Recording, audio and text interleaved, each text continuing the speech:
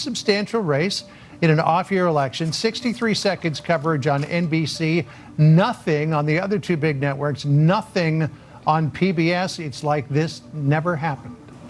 Well, that is not surprising in any way, because most of the corporate media view their job as existing to help out the Democrat Party with their campaigns. And so it happens on literally every issue, whether it's an actual race and a candidate that they're trying to help out. We know that if this were a Republican candidate, it would be leading every single news show, and every Republican official in America would be forced to ask about it. We now have a situation in the Democrat Party where there's open support for left-wing violence.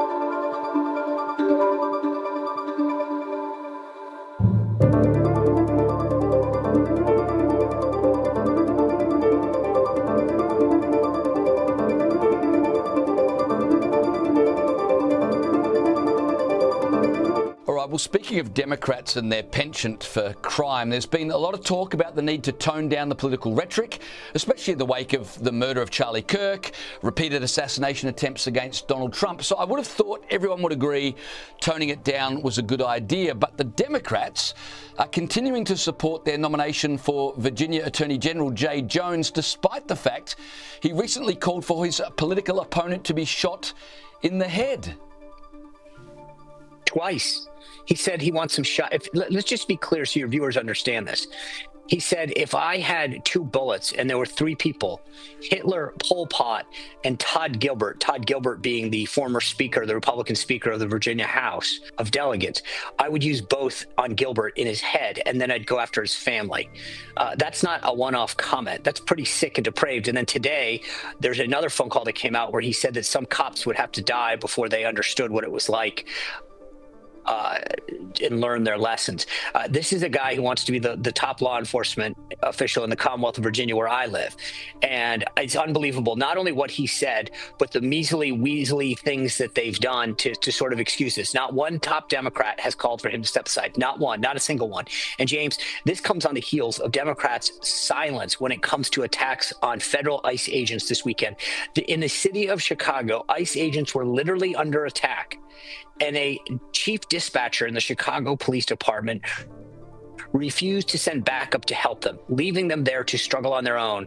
That's how bad this has gotten. And not one Democrat said, hey, that's not right. These are federal employees. These are federal agents enforcing the law. And yet silence. These guys love to talk about both sides.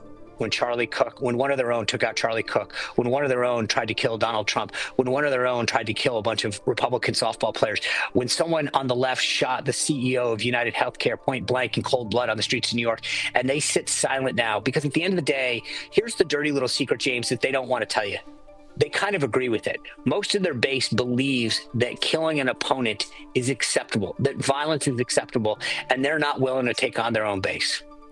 I mean, it sounds ridiculous what you've just said, but the more you watch and the more you see, the more you're inclined to believe what you have just said, that they actually do support this violence. I note the irony also that Jay Jones, it's been revealed, received about $200,000 in funding from a gun control organisation when he himself is fantasizing about shooting his opponents. So that irony is quite delicious. By the way, can I just say this, James? The idea that you fantasize, like, it's not like I can be joking and I'd say, I'm so angry I could kill you, right? That's the one-off. Maybe you could justify that as a joke.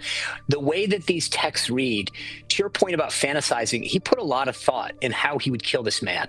This isn't a one-off deal. He literally spent time thinking about how he'd commit the act. This isn't a joke. It's not a one-off. This is a depraved, sick man that wants to be the top law enforcement agent in the Commonwealth of Virginia. And frankly, it's embarrassing to see Democrats make excuses about this and say that it was a one-off. When Jay Jones was first confronted with this, he literally said that this was Jason Miyares, who is the incumbent attorney general, his attempt at a smear campaign.